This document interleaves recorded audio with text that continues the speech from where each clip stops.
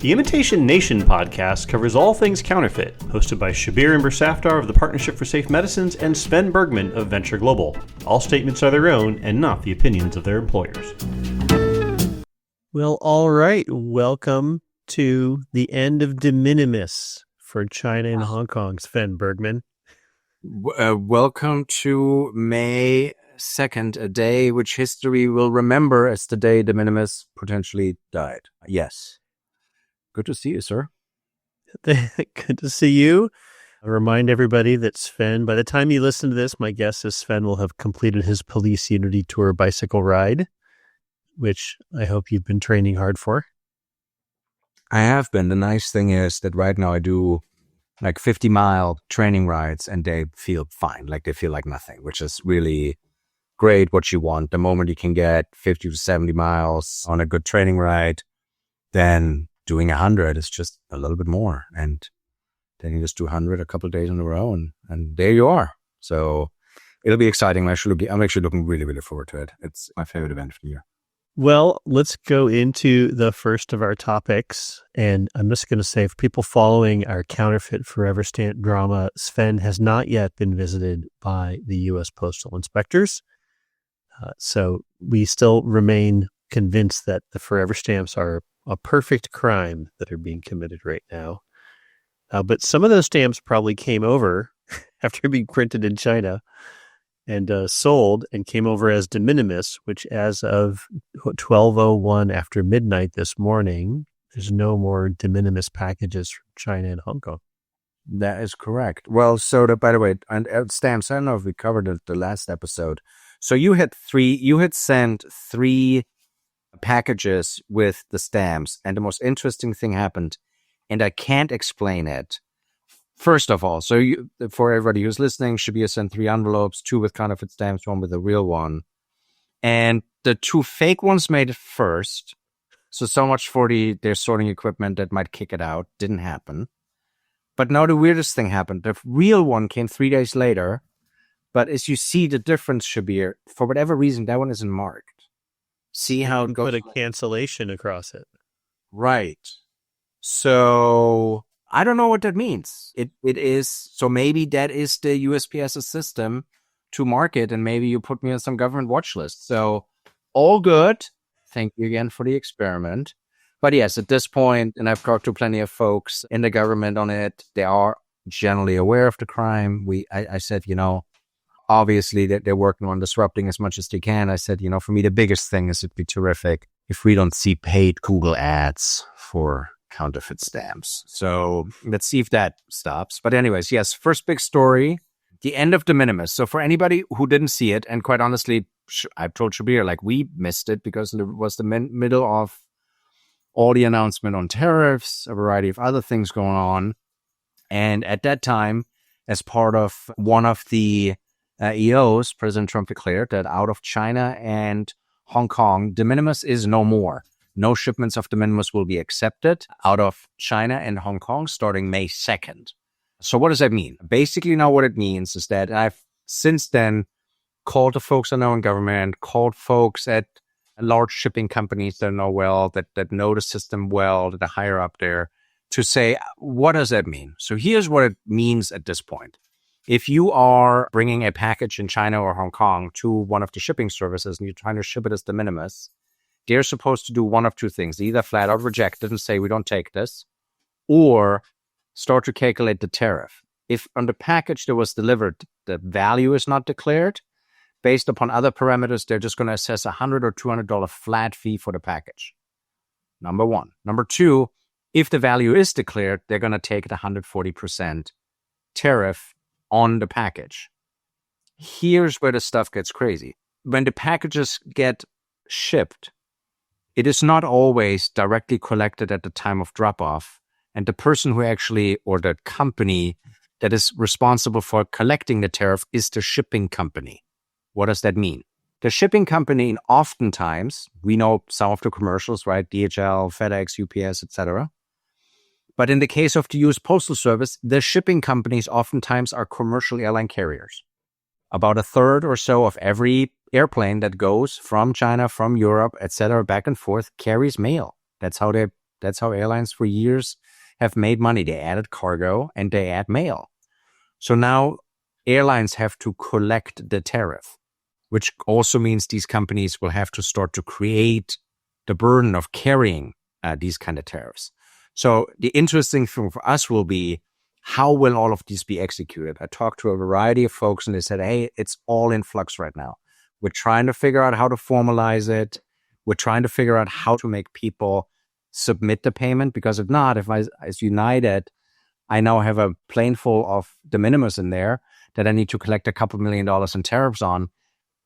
The moment United takes off, they have to pay the $1 million to the US government. They're responsible for it the moment they take the packages and then collect it later. Same for the large commercials. So for us, I think as an Imitation Nation podcast, the interesting thing will be what will happen all things illicit. And by illicit, I go broader. It's not just counterfeit. It's also what will people do to get around these tariffs. As an example, it is prohibited to ship de minimis out of China and Hong Kong. It's not prohibited to ship de minimis out of Malaysia. So an actor that doesn't want to comply with the law could ship all their products to Malaysia and then ship it out of Malaysia, right? Yes, technically on commercial carriers, etc., you need to declare a manufacturing country where this product is produced on the manifest. So for commercials, you would have to lie and say it was made in Malaysia. So you have to lie a bit more, but you could do it. For US Postal Service or China Post or Malaysia Post, wherever you had it, part of the UPU, the United Postal Union agreements, you don't have to declare country of origin. So you're not required to even lie. So it'll be interesting to see what a lot of these illicit actors will do, either if they're trying to avoid tariffs or if they're trying to get counterfeit in, if we're going to start to see way more transshipments through Malaysia, Dubai, Panama, or even just get it into Canada and put a nice big warehouse just by Ontario, and then it's just shipped out of Canada. Something you and I know, saw in the counterfeit drug space. So getting rid of de minimis, as you and I talked, I don't have a problem with modifying de minimis. It needs reform. Type 86 entry, which facilitates a ton of that, has all its flaws. It's all good. I think the problem is when you just do it on two countries, plus you don't do it through the regular rulemaking process where everybody can chime in and say, hey, this is way more complicated than just saying you can't do it anymore, because you have shipper and freight forwarders and you have brokers and you have this entire network, and understanding that no, United actually will have to collect tariffs is concerning. It will, I think, disrupt the commerce space quite a bit. And as I've said in the beginning of the year, I think it creates opportunities for criminals to say, fine, let's find the next loophole. And the question will just be, what's the next loophole, right? Where do I transship it through? How do I get it in? How do I lie on the manifest to still get it in? I'm not allowed to send it de minimis, but I'm still allowed to send documents. So it's all of these loopholes that I think start to be explored. And China Post, very limited regulations, no advanced data. And the US Postal Service under UPU has to take those packages, can't deny them. Oh, I didn't know that. Oh, yeah. Under UPU, UPS, under the UPU treatment, US Postal Service is not allowed to deny taking packages under the treaty. Part of the reason why actually back in 2019, Trump threatened to withdraw to the UPU last time around, because it was exactly that. Some was negotiated, so they stayed in. It changed in shipping fees. But yes, under the treaty, all the postal services have to accept each other's mail. And then you screen it on this side. Now you screen it on this side. I have something come in. A tariff needs to be applied. Who collects it? I can't get to the sender. So now I go to the person, say, here's your package. By the way, you owe us $200. Yeah. But the Postal Service technically would already be responsible to pay the tariff because they're the shipper on record. So there will be a lot of disturbances. A lot of collect on delivery. A lot of collect on delivery. Now, is reforming de minimis good? Absolutely. The amount of counterfeit that comes through is breathtaking. And by the way, I confirmed the number with my experts this week. The Europe number we reported on last week's podcast, 4.6 billion, is correct. It is correct. Part of the reason why it's so high, there's a train system that runs from China to Europe. We're literally trains full of mail because they have a land line built. So there's trains full of mail coming in addition to air cargo. And they said, yeah, Europe is completely out of control. And it has nothing to do with the value 150 or 800. They're like, it just is it's less screening. And that entire topic is fascinating. I think about things that I have seen advocates for reducing counterfeits in America talk about, which is that this change will make it harder to ship counterfeit medicines into America. And I don't actually think that that's right. And I'll tell you why. And I agree. Like, I have watched every fake online pharmacy that I've ever seen ship their fake medicines into America through de minimis. And it is not safe for American patients. And it is a venue. It's a carrier for this dangerous product to make it to our shores and hurt people. But how you reform it is actually quite relevant to whether or not you're fixing the problem. Yes. I don't begrudge the administration for work that they want to do to reform it, and the topic of whether or not we need to be collecting more money and if there's a trade imbalance is outside my area of expertise. But will it fix the counterfeit medicine problem is in my expert area. Right. And I want to walk through an example and talk about why I don't think it's going to work. Let's say that you want Ozempic prescription. Okay. It's $1,100 here, and you want to get it cheaper from overseas. First of all, you're going to be buying a non-FDA approved medicine because the FDA doesn't inspect medicine made for the Chinese population. Right. But let's say you do. Let's say someone buys that and sends it over here, and it has a cost of $100 in China. I still wouldn't want to take it. I would want the U.S. FDA approved version, but that's a debate for another time. Assuming that it even is real, which it's probably not if it's being made for export.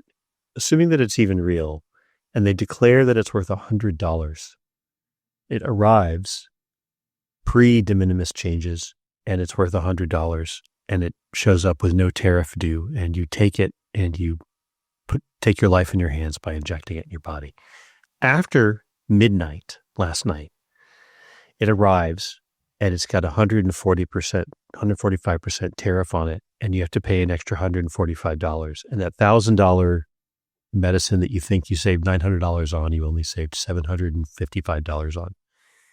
For the counterfeiter shipping unsafe product into the U.S., all it's done is make it a little less of a bargain for the buyer. But it's not, in fact, because it's just math. It actually means more bargain, but go for it. Yeah. It is not going to prevent them from shipping it. No. It is not going to make it easier to find it. Now, let me be clear. That was illegal. Tariff or not, bringing a foreign-made product, medicine that has not been inspected by the FDA, that has not been made in a factory inspected by the FDA into the U.S. is both dangerous and illegal. So it shouldn't have been here pre or post de minimis revision. However, adding an extra tariff to the cost of the medicine doesn't actually stop it. What would stop it would be if the de minimis packages, and this is the whole, had advanced electronic data that customs and FDA would be able to screen electronically before that thing arrived on our shores and be able to pull it out of the mail stream and be like, I'm sorry, that's illegal. Perhaps we need to show you where in the Food, Drug, and Cosmetic Act it's illegal, but that's illegal. That would fix that problem. I don't know that this administration is particularly concerned with this action about counterfeit medicines. They certainly do pay a lot of agents to do a lot of good work to intercept bad medicines before they get here, but that was not their primary reason to reform de minimis. And it is not going to do anything to protect us from fake oxys or fake pills, or it's not going to do anything to prevent the entry of fentanyl, right? That is still going to come in the same way. That doesn't prevent any package from arriving on the shore. It just makes it more expensive. Well, and again, it comes down to, so couple of things on your example. Right now, medicines are excluded from tariffs because medicines are not tariff. They're excluded by that under WTO treaty for now. And so there's no tariffs on medicine. But the point you just made is very correct. If tariffs ever would be applied to medicines, right, which let's God hope it's not, but if they applied to medicine, it made the price gap bigger. So let's take sneakers, right? Same example you had. Sneaker used to cost $200. The counterfeit version was $100, right? After the tariff, The sneaker is now $490, the genuine one. The counterfeit is $240. So all of a sudden, I changed what was a delta of $100 to a delta of $250. So it becomes even more profitable for the counterfeiter, or more reason for the consumer to now buy a counterfeit, because the tariff good, whatever that is, got so high that you all of a sudden you're like, oh, I should do that. And to your point, if I am in the business of doing counterfeit medicines or fentanyl medicines, any of that, I know about a loophole, and my loophole is the China Post. The China Post doesn't take my data. It doesn't require electronic data to the USPS. It doesn't give data to CBP. I can declare it a pair of socks. I can say it's letters to my grandmother. They will take it. The U.S. Postal Service is now required to deliver it. The U.S. Postal Service will have contracted with United to carry that cargo, and then it arrives at JFK. It hasn't changed anything. And now you still have to screen it out. So to your point, it's still the screening issue you have. Advanced data, forcing advanced data that every shipment comes in for everything. And that probably will require cracking the UPU open again, is absolutely crucial. So I agree with you. I think the administration is actually really trying to do the right thing here. Sees something coming in through de minimis, sees a trade imbalance, sees how foreign companies are taking advantage of the loopholes, and is trying to address it, but not through proper rulemaking process, doing it with a good amount of change in it. And the question is, will it really accomplish the goal? And like you, I'm slightly hesitant it will. I hope it does, but I'm slightly hesitant. So also, manufacturing policy and whether or not it should be in the U.S. or elsewhere is not my expertise. I don't really see us making those charging cables for cell phones in the U.S. anytime soon, anywhere near as cheaply as we make them in China. But hey, that package is going to be a lot more expensive now. Agreed. Not as you said, not an economist, do not know. But and the last thing I'm just seeing, which is really interesting on social, you see a good amount of Chinese manufacturers that produce some very high quality, which is counterfeit, running all kinds of social media videos saying, here, look at this bag. This bag looks exactly like the Birkin bag. But it's not a counterfeit because we haven't applied a label to it. But it is the exact same bag because we are the contract manufacturer for, and you see that for all brands. And many brands have put out statements saying, nope, we do not produce that high level quality in China. Some might. I don't know. We don't know. We don't know which does. Many high quality apparel, example, produces in China. And yeah, you might have somebody that is the manufacturer saying, I can produce the exact same thing. It's not really counterfeit and it'll cost you a third. So this entire counterfeiting, semi-counterfeiting, which doesn't have the label on, but it is supposed to be a Lulu or it's whatever, that entire market will be, as you mentioned, will not be stopped. It will be transformed. And I think we'll see a lot of variations. So it should be very interesting. Second story for us. What do you have, Shabir? I know there's something you found. Well, there's the two things that come out every year from the U.S. Trade Representative that I always pay attention to are the Notorious Markets Report and the Special 301 Report.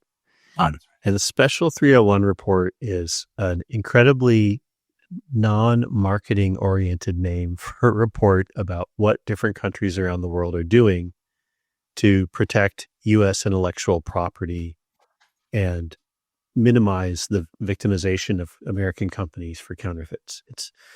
It's good. It's like someone took it as their job to make sure that the rest of the world is playing by decent rules so that the things that we do, which is create intellectual property, are protected, since we don't actually protect the things that the intellectual property creates, like the cell phone itself.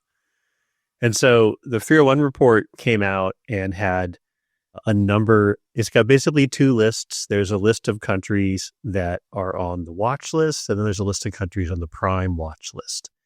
And it had a bunch of examples throughout all of it about, which countries are taking action and what is an issue. And I just thought it was really, really interesting, especially since, we have as a country outsourced the manufacturing, but kept the design, right? Yes. So Apple employs a lot of very high paid software engineers and product designers to make these beautiful phones, which are actually manufactured elsewhere.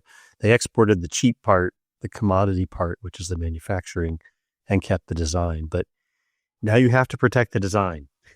And that's what the Special 301 report does, is for all the IP industries in America, who's doing a decent job of protecting it. What did you've seen these reports for a number of years. What did you think was different in this one? I don't know if there was much different. I've worked on the 301 for, dating myself, but literally decades. I remember at one point in time in the US Chamber being in a board meeting, and the representative from Microsoft, while we're in the meeting, there was discussed that China had agreed to stop the pirating of software, and the Microsoft representative was just laughing. And I said, why are you just laughing? Isn't that a great accomplishment?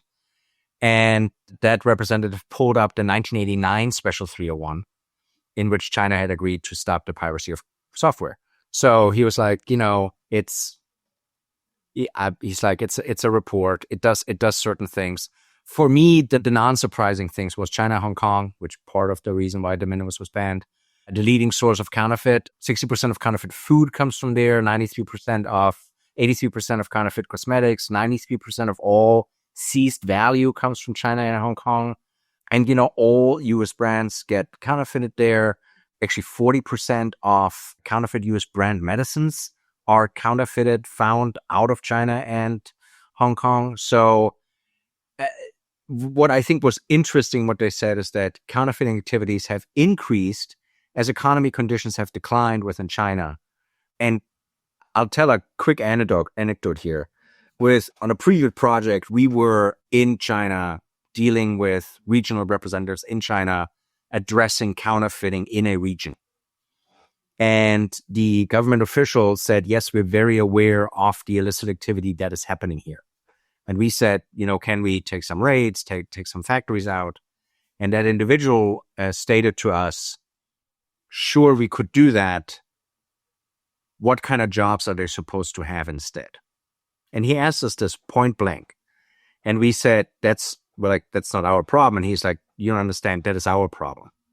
We have one of the largest priorities for China is civil rule and no disobedience, and kind of make sure people are okay with the system that they're living in. And part of that is having a job. So I think there is a continued large amount in China that is very much aware of what large sections of the economy are doing, and they're okay with it because it feeds millions of Chinese.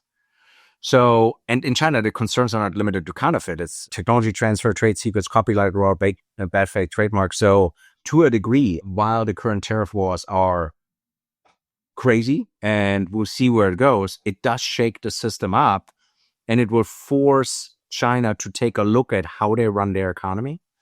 So I wasn't shocked by the China report. I was just like, yep, that's pretty much the same stuff we have been seeing. And then, of course, shortly after, China released a statement said that's not true. We don't do all of this. And we actually have been largely increasing IP prosecutions within the country, and named a couple of big cases where they have actually put criminal charges against counterfeiters. But yeah, the problem is still China, and has by no measure diminished, by no measure. Yeah, I thought there were two things in the report that really struck me as interesting. The one was the technology transfer problem, and the report called both Indonesia and China. And what this problem is that if you want to make a product that you have patented, invented, designed in China, or sometimes even sell it in China, you're required to hand over all the IP either to the government or to your Chinese partner, who will hand it to the government. And that's super problematic, right? If you just want to sell your innovative refrigerator that you've designed in China, you don't really want to have to give them the blueprints and all the manufacturing details that will allow them to then make it cheaper than you. Yeah. I actually know a gentleman who's got a really interesting company making animal feed and it's a really innovative kind of animal feed. And he said that they had chosen not to enter the Chinese market for this reason, because they'd have to basically hand over all of the chemistry that they invented to design this feed. And they were not willing to do that because they knew that a year later they would have a competitor coming out of China who would have all of their secrets and make the exact same product for a lot less. And they were not willing to do that. Yeah, and that is when you actually now look, China at the last automotive show in Shanghai gave some really nice EVs. Like, they're genuinely nice EVs. And all the base tech was taken from Tesla and others that really wanted to crack into the Chinese EV market and provided a lot of the fundamental tech to China. And then China invented on top of it.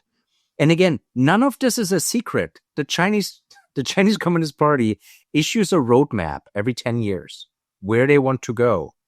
They said exactly that's where they want to go. We're going to let people in, we're going to learn from them, and we're going to upscale from a manufacturing to more an innovative. Like, there's a blueprint that they lay out. Yeah, and that story about the animal feed entrepreneur is 10 years old. It's still a problem. And it was cited in this 301 report. The other thing that I saw, two other things I saw, was what they call the camcording problem. And that is when movies are shown in Russia is where it's the worst. And it used to be that someone would sit there and hold a camcorder. Sometimes they would put it on a tripod, and you get your first run copy of a movie like Fast and Furious that would end up on online pirate sites, having been recorded from an actual theater showing of it in some place like Russia. But then, of course, once you put it online, it's available to everybody. Now, according to the report, this problem is still significant. It's everywhere, but it's in Russia still. And what's happening is, like, they'll actually schedule live broadcasts. So pirates will actually have a camera in cahoots with the movie theater, and you'll sign up to watch this movie while it's being broadcast to the theater, and they'll charge you, some illegal fee online to watch it, as well as make a high-res copy at that point, which is fascinating. There is another example, a success story in Vietnam, where the authorities there went after some company called Best Buy IPTV. And I thought it was funny because they were apparently illegally broadcasting Premier Football League games. Nice. I was like, oh, you got the people who own, European football franchises mad. Now you've really angered the dragon.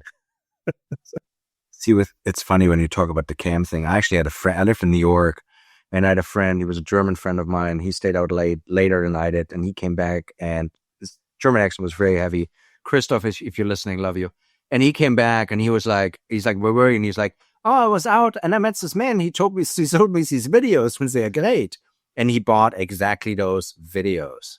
And so we popped them in, and you're right. It's somebody with a shaky cam. I forgot what the movie was. Sitting, people are walking through the lens. It is a classic. Anybody who hasn't done that. By the way, the craziest thing now, again, where technology goes, I can't tell you how often when I'm on TikTok, one of my guilty pleasures, scroll through and there's a live of a movie. And it's a high res. It's not even like a screen recording of a screen. It's literally somebody takes a movie, some of them still in theater. I don't know how they get the copy, and they do a live with that movie. And I was like, you gotta be kidding me. So yeah, that's still there, and they will still explore it as much as they can. And it is just fascinating how it keeps evolving. If there's demand, there will be criminals. Yeah, criminals are going to crime is what my staff often says to me. The last story we have is from your neck of the woods, and so I want you to tell us about it. Well, so this one is a bit darker, but this one also hits close to home because it involves the home state of Ohio where I live, and it impacts law enforcement, which, as you know, I work a lot with and have a lot of affinity to. A lawsuit was filed by the Ohio AG Yost, as well as the U.S. Attorney of the Northern District of Ohio.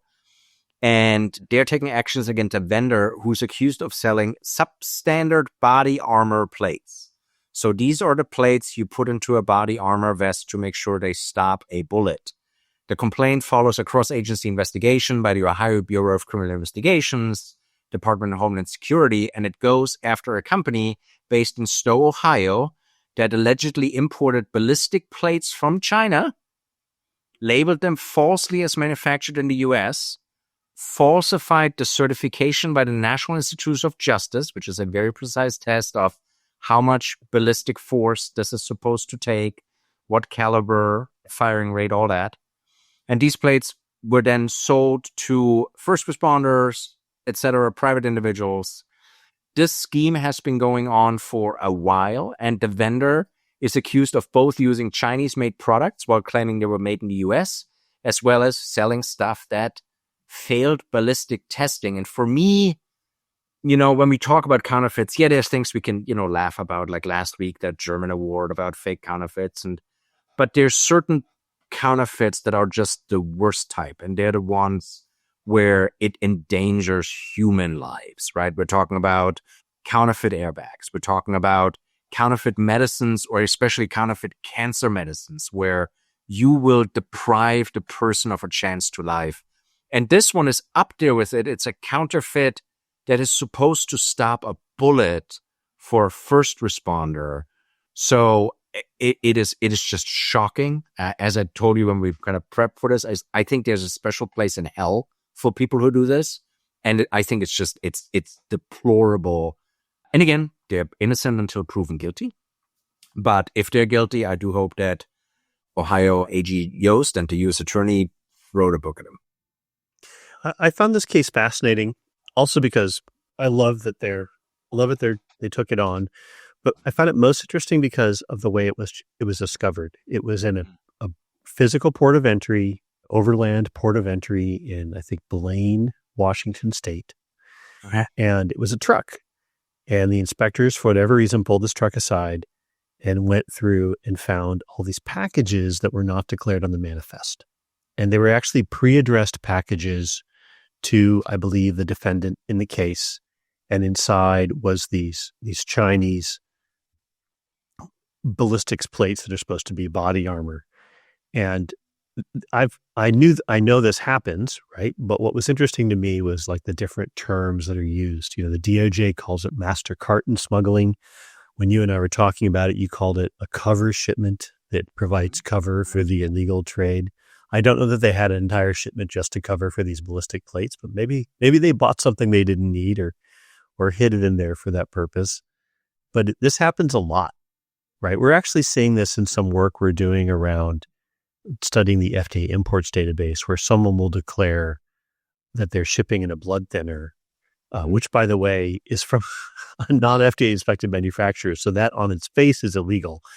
Right. But then along with the blood thinner will be a whole bunch of diabetes drugs, right, that were not declared on the top of the manifest. And I think that this is probably something we'll see a lot more with the end of de minimis. People will attempt to smuggle in pre-addressed packages along inside other shipments that are declared to be something less innocuous. And we're going to find just that it's a route that is used more heavily in the future.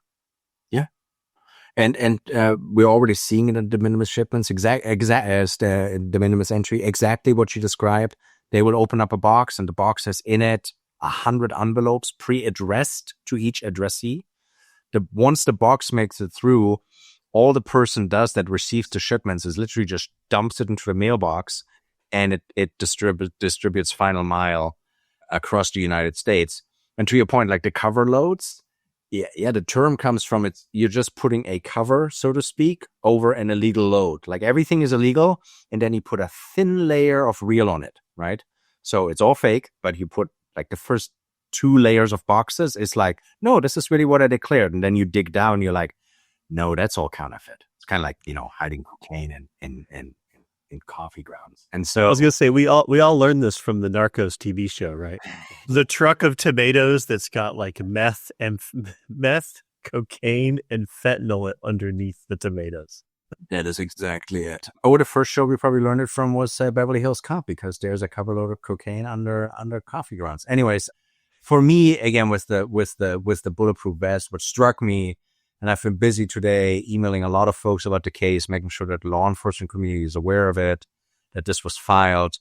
This has been going on since 2017. So it was discovered by the amazing work of a CBP agent who saw it and says, wait a second, open investigation, found these folks, AG jumped in, U.S. attorney jumped in. But that's 6 years of ballistic plates being sold to God knows who, right? And so for me, I'm raising as much attention as I can to all my friends in law enforcement. Say, if you happen to buy ballistic plates most recently, make sure you double check your DLI certification, right? That this is really stopping the bullet that it's supposed to stop if, awful occasions ever would happen. So yeah, for me, that it caught me on a level where I was like, this is like it's just unbelievable that to the where human greed takes individuals is crazy. Well, we're going to talk about that next week.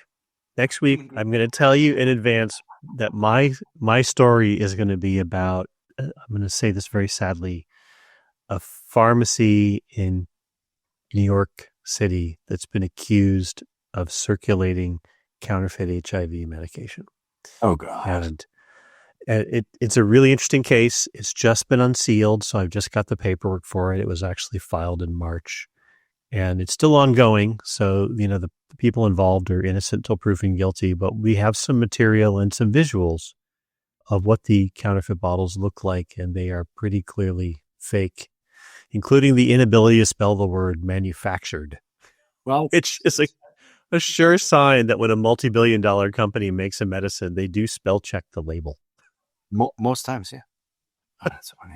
Well, it goes back to, I hope there's a special place in hell for some of these people. And I can't wait to learn more about it when you kind of share the case with me as well. And that's a good cliffhanger, I think, for next week. So Shabir, read us out. The Imitation Nation podcast is a production of Cause Stories and is the sole owner of this production.